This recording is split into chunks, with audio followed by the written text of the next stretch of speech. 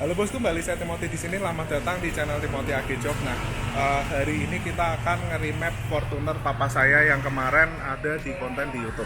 Nah, jadi kenapa di-remap? Karena sebenarnya Fortuner ini kan basicnya tahun 2018, dimana kalau yang Fortuner 2018 itu kan masih belum keluar Fortuner yang 2.8, which is tenaganya hanya 150 horsepower, dan juga 150-an lah. Dan juga yang Fortuner sekarang ini itu kan harganya udah 600-an, yang 2.8 itu horsepowernya 200. Nah, gimana kita supaya pakainya lebih puas, pakainya lebih enak, tenaganya lebih gede tapi nggak sampai overpower, gimana caranya? Salah satunya adalah di remap. Menurut pengalaman saya sih seperti itu.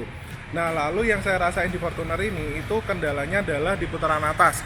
Jadi kalau lagi di tol jalan 120 mau ke 180, itu entah kenapa di Fortuner itu jauh lebih berat dibanding dengan Innova Reborn dalam kondisi standar.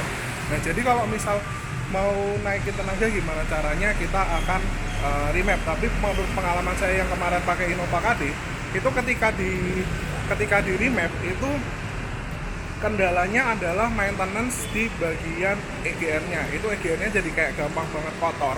Itu 3.000-4.000 km sekali dia selalu kotor. Saya sempat kelewat sampai 7.000. Itu EGR-nya belum dibersihin, itu langsung cek engine. Nah, untuk menghindari hal-hal seperti itu, kita sekalian pilih EGR-nya. Dan kenapa cuma remap doang? Karena memang pertama dari segi budget, lalu yang kedua pengennya tetap OEM look kayak di bagian mesin.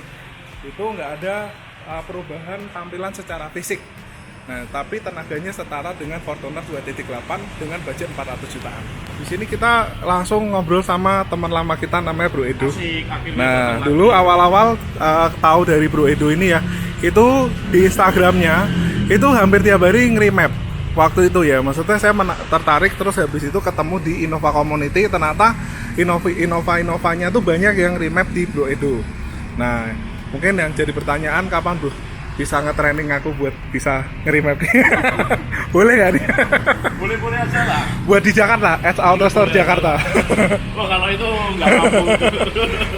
Nah, jadi di Innova saya yang Innova putih, Innova hitam itu dari remap di Edo. Nah, ini kita bawa Fortuner 2GD ini, kita pertama nyobain remap Auto Store di mesin 2GD. Nah, tanya-tanya nih Bro, kira-kira kalau untuk di remap di 2GD itu kenaikan tenaganya berapa ini?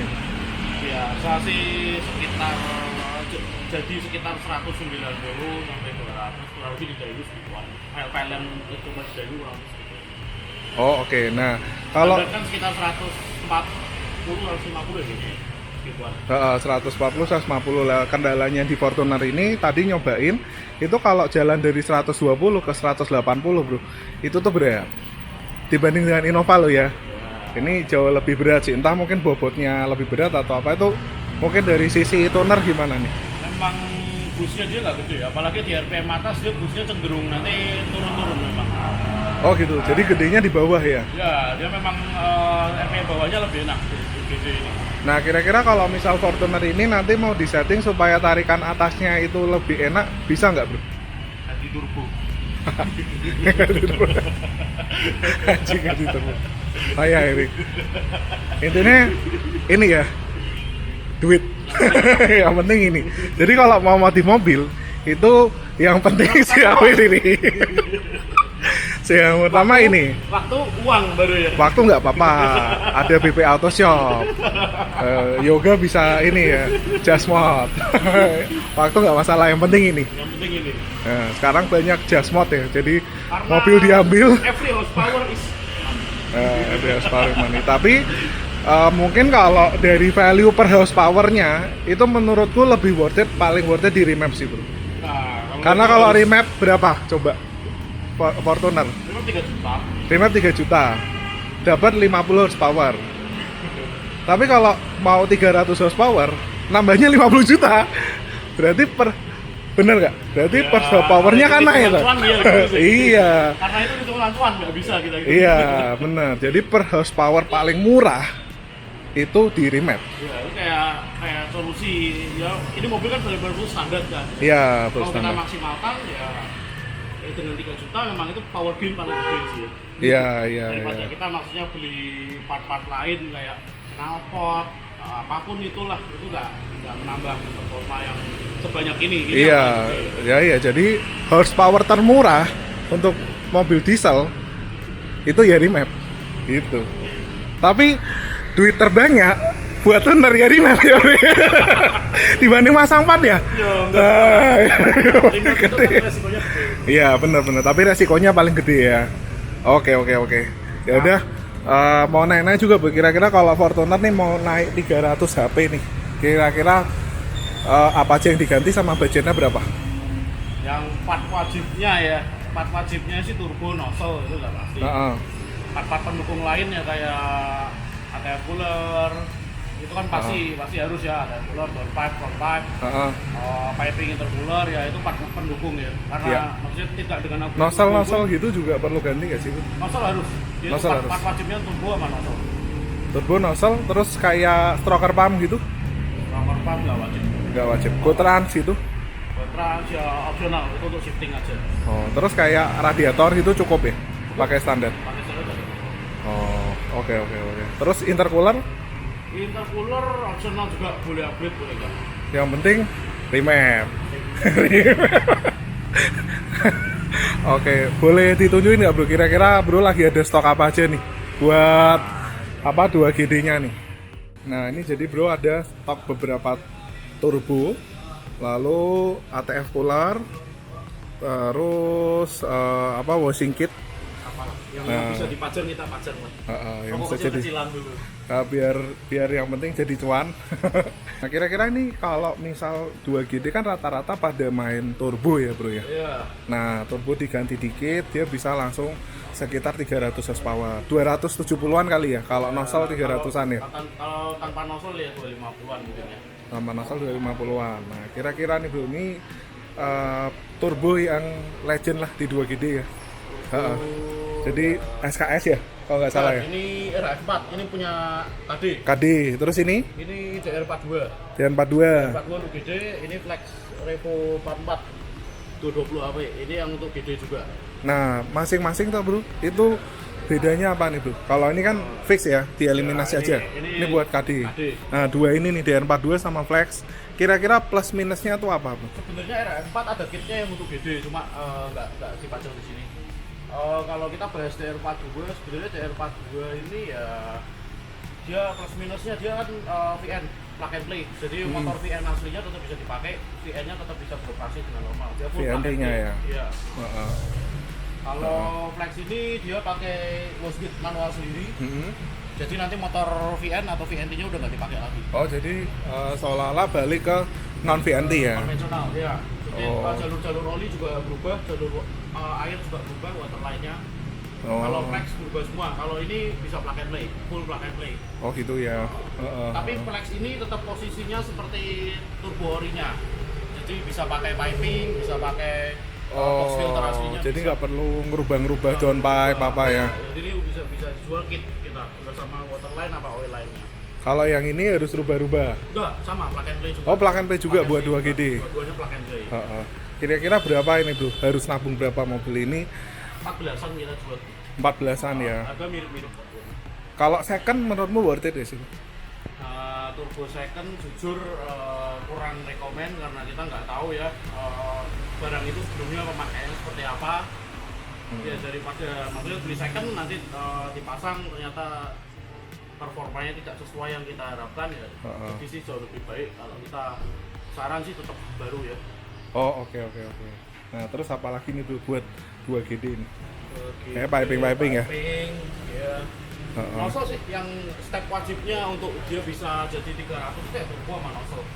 Nah kalau nozzle berarti asapnya jadi cumi-cumi banget ya? Enggak juga? Di sini rata-rata clean smoke.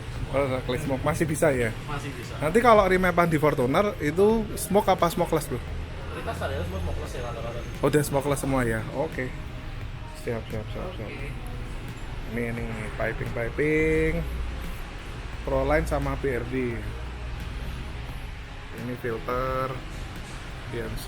Ini boost control Profect. Control itu untuk drive turbo yang konvensional yang kayak Flex Revo 44, IR4. Oh, kalau yang gini nggak perlu ya? Nggak perlu, ini kan dari ECU semua. Oh, paling boost meter ya? bus, Booster, ya itu kalau part udah pendukung aja sih. part pendukung ya. Jadi sebenarnya fungsi bus fighter tuh mungkin biar tahu ya, Iya, kalau ada bocor atau enggak Kita kayak gitu. kan naikin bus kan, kalau pakai toko-toko gede gitu ya, bus wajib dimonitor. Iya, oke. Habis ini kita nanti mau tes before-nya, lalu setelah di remap afternya seperti apa.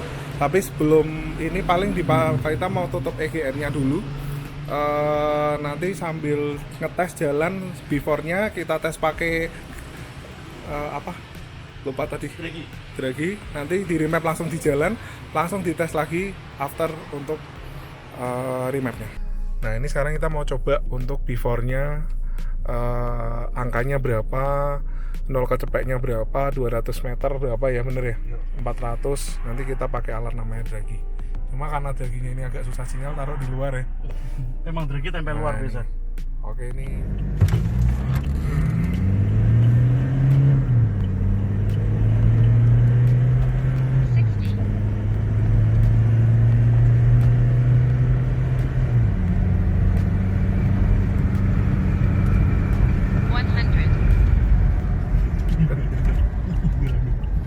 kurang kok.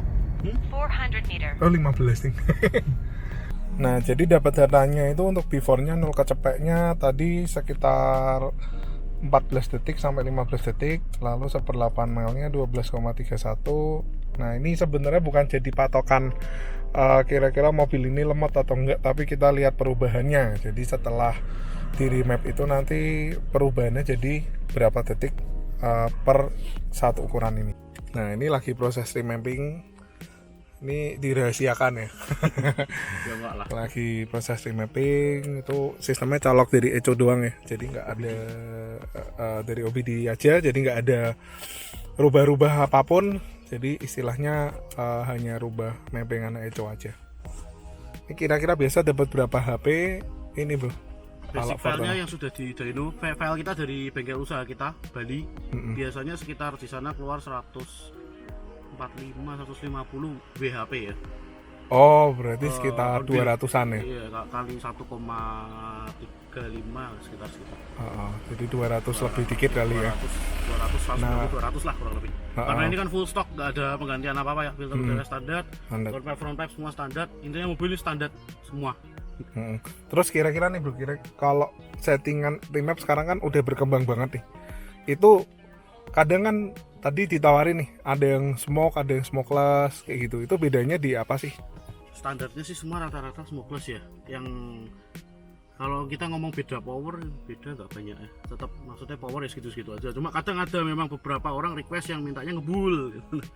Ya mau nggak mau kita bikin ngebul. Oh, oke. Tapi ini dengan settingan kayak gini tuh nggak perlu ada perbedaan settingan untuk biosolar atau ke backside gitu? Timingnya kalau disuruh. Oh gitu, jadi sama aja ya? Sama aja, semua sama aja.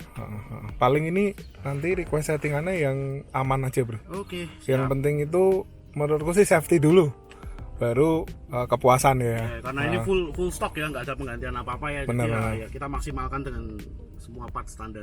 Iya. Siap. Udah.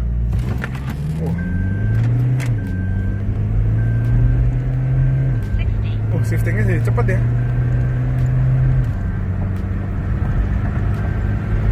100. Oh ya, selisih lumayan tuh.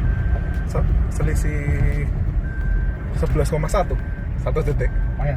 Setengah. 400 meter. Nah, jadi ini yang dirubah sebenarnya apa aja ini, Bro? Dari remap ini. Dari remap ini yang kita rubah ya, pertama solar injection, terus throttle, speed limit, boost. Kalau untuk di mapping yang ini, mobil ini kita nggak rubah-rubah. Oh, nggak rubah? Lah kenapa Bro? Kan ya, sering kan remap harusnya busnya naik gitu ya? Biasanya kita naikin, cuma karena ini full standar, apalagi ribbon itu ribbon 2GD, VRZ 2GD itu kan turbonya rawan, sering ada problem putu lah apalah. Jadi kita kalau untuk ribbon VRZ 2GD jarang naik bus. Oh gitu ya? Jadi bus ini kita bikin lebih stabil aja di RPM atasnya. Oh. Jadi nggak dinaikin, dia kan 18 PSI, 19 PSI kurang lebih gitu. Nah emang mobil ini kendalanya sih kalau jalan 140 ke atas Bro, itu malah naiknya lama banget. Iya, karena bus dia kalau di RPM atas dia kecil busnya, memang diturunin dari Jadi pabrik. berapa tuh? Kayaknya drop itu cuma sampai 15-14 PSI kadang gitu. Oh gitu. Jadi kita bikin lebih stabil di RPM atasnya juga. Oh jadi di RPM atas tetap 18 PSI ya? Tetap kurang lebih segituan. Turun-turun pun dikit, nggak banyak. Oh oke. Moga-moga Kalau nanti. yang map yang agresif, yang stage 2 tadi downpipe dan lain-lain, ada yang beberapa yang minta naik bus itu sampai 20 PSI, 21 itu ya. Kalau requestnya ya dari customer ya kita bikin bisa. Oh tapi itu ya lebih kencang lagi itu Lebih ya? kencang, dan tapi ya resiko turbo pasti lebih gede. Terus itu lebih. Ini udah paling aman lah ya? Ini safe, untuk daily safe. Untuk daily Nggak safe pernah ya? ada problem. Oke, yang penting putaran atasnya bisa ngangkat terus ya. Ya. Nanti saya bikinin video waktu lagi di tol. Nanti saya geber di tol, kalian bisa lihat kenaikannya seperti apa. Nah, jadi karena tadi untuk pengetesannya rutenya tuh nggak cukup panjang ya. Jadi cuma pendek aja. Jadi ini datanya. Jadi untuk before-nya ini kan bisa lihat dari urutan waktunya. Ini 13.48, 13.46 itu 0 kecepatnya dapat bentar, nggak fokus.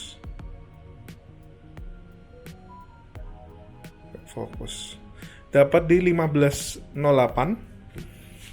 Tuh 15.08. Nah, nih, 15.08 lalu ininya 14.95 ya bisa dibilang 1.15 lah ya. Jadi 0 cepeknya 15. Nah, memang mungkin faktornya banyak ya. Biasanya kan kalau Toyota ngeklaim kan 12-13 detik tuh. Tapi ini 15, ini mungkin usia atau mungkin Bisa jadi oli kan juga. mobil kita nggak servis, nggak apa-apain, pokoknya karena dari Bro Timothy sendiri baru dapat oke, katanya sudah oke semua ya, kita langsung langsung remap ya, hasilnya kurang lebih nanti seperti itu. Nah, lalu setelah afternya itu kita coba pengetesan 2 kali, yang satu dapat 11,51, lalu kita coba sekali lagi dapat 11. Jadi peningkatannya sebenarnya signifikan banget ya, dari 15 ke 11. Berarti bisa dibilang berapa persen ya, Bre? Ya banyak, karena 1 detik itu sudah sangat susah. 1 detik itu mungkin kalau Kalau kita lihat 1 detik itu memang bukan angka yang banyak, tapi itu kalau untuk di mobil itu sudah susah. Sudah susah ya? Itu susah. Hitungannya gini, jadi kalau misal 1 detik ya di kecepatan 100, di kecepatan bener ya 100 ya, itu selisih 1 detik tuh mungkin udah puluhan meter. Bener ya, Bro? Udah lumayan jauh. Belasan puluhan meter lah. Ini hasil dari Draghi tadi langsung. Nah, ini hasilnya. Nah, ini hasil valid semua ya. Valid. Valid semua, nggak pakai tipu-tipu turunan. Iya. Ini yang 11,5 juga valid. Ini yang 11 detik. 11 detik ini setelah direvisi tadi terakhir. Nah, jadi sebenarnya horsepower atau paling murah tuh didapatkan di remap. Jadi kalau kita ngomong remap itu 3 juta, tapi horsepower-nya naik 30%, ya murah. Ya, kalkulator cuan kalau itu ya. Murah. Daripada, maksudnya gini bro, kalau kita ganti turbo, itu habisnya bisa sampai 50 juta, 30 juta, 30 sampai 50 lah kalau sekalian upgrade pengereman ya. Itu penambahannya udah 100 HP-an, tapi ini dengan 3 juta nambahnya 50 HP. Lebih murah. Ya, secara hitungan cuan, hitungan matematika Ya, mungkin ya. Cuma teman- kalau kita bicara soal budgetnya, kalau itu uang 50 juta dimasukin ke mobil lain, maksudnya mobil bensin, mobil NA kayak Jazz gitu ya, hasilnya tentu beda pasti. Tentunya beda. Tentu beda. Jadi menurut saya kalau misal kita punya sebuah mobil diesel terus kita pengen naikin tenaga, itu menurut saya yang paling worth itu remap. Nah, tapi kalau misal kalian pengen tenaga yang lebih lagi lah, otomatis tuh namanya udah kepuasan ya. Tapi kalau kita ngomongin value, ya remap gitu. Dengan remap doang langsung tenaganya naik. Cuma tergantung tunernya juga. Karena kemarin beberapa nyoba mobil yang udah 2GD ya, terutama kalau di tuning itu mesinnya kasar. Tapi kebetulan saya coba di sini cukup oke sih. Maksudnya nggak yang review sekalian lah. cuma yang sebenarnya yang saya butuhin di Fortuner versi menurut saya adalah putaran atas yang dari 140 km per jam. Karena itu menurutku sih lemot banget sih. Lemot pal. Nanti habis ini kita coba. Nanti kita coba di tol. Harusnya kalau lihat dari tadi yang dijelasin sama Bu Edo ini, bus di atasnya dibikin stabil kan 1,8 terus, jadi harusnya sih lebih oke lah ya. 18 PSI, bukan 1,8 revisi. 18. 18 itu sekitar 18 PSI, jadi kalau kebar sekitar 1,3. 1,3 ya. 1,3 bar. Oke, jadi kayak gitu untuk remap Vietjet. Kalau misal kalian tuh posisi di Semarang, itu kan bisa langsung ke Edge Auto Store di Jalan 5 Bonjol. Terus Instagramnya apa, Bro? Instagram @autostore. Edge Auto Store. Nah, ini udah beberapa kali project sama Blue Edge ini sih nggak pernah mengecewakan ya. Moga-moga sih nanti bisa buka di Jakarta, nanti yang remap Timothy.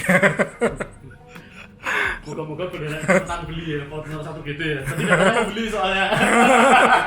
belum. Cuma kalau Fortuner 1 GD gimana dulu kalau di maksudnya dinaikin tenaga gitu? Oke sih, overall lihat yang yang udah bikin oke ya kayaknya ya. Oh, berarti Fortuner 28 itu file udah ada ya? Kan udah ada. Itu bisa berapa ini bro? Maksudnya ukurannya misal 0 cepet lah, kita kalau HP kan mungkin harus dyno ya? Ukur yang gimana sih, karena mobilnya juga rata-rata masih baru-baru kan, kita mau coba-coba juga masih ngeri-ngeri ya. Cuma peningkatan torsi terutama lumayan berasa, impresif banget. Torsinya ya? Torsi, input power delivery enak banget dipakai mobilnya. Berarti kalau yang kayak gini sebenarnya torsinya naiknya juga 30%-an ya? Kurang lebih ya segitu. Kurang lebih ya? Oke. Jadi gitu bosku. Kalau misalkan pengen modifikasi yang berhubungan dengan remap, ya untuk wilayah Jawa Tengah kalian bisa ke Edge Auto Store, atau mungkin kalau di Jakarta mau ke Semarang pas mampir juga boleh. Tapi ke Agejok dulu aja, nanti baru ke sini. Iyalah, ini channel Agejok loh. Harusnya kamu bikin channel sendiri tau bro. Jadi gitu bos, sampai ketemu lagi di video selanjutnya. Tadi budgetnya berapa bro kalau mau remap kayak gini? Remap untuk Fortuner VRZ ini sekitar 3-3,5 juta, tergantung tahun mobilnya nanti. Oh mungkin yang udah 2017 ke atas itu Iya, ya? Yang mulai IAT beda. Ini udah IAT belum? Belum. IAT tuh berarti 2021? 2021, 2022 ke atas. Oh oke. Jadi gitu bos, sampai ketemu lagi di video selanjutnya. Thank you.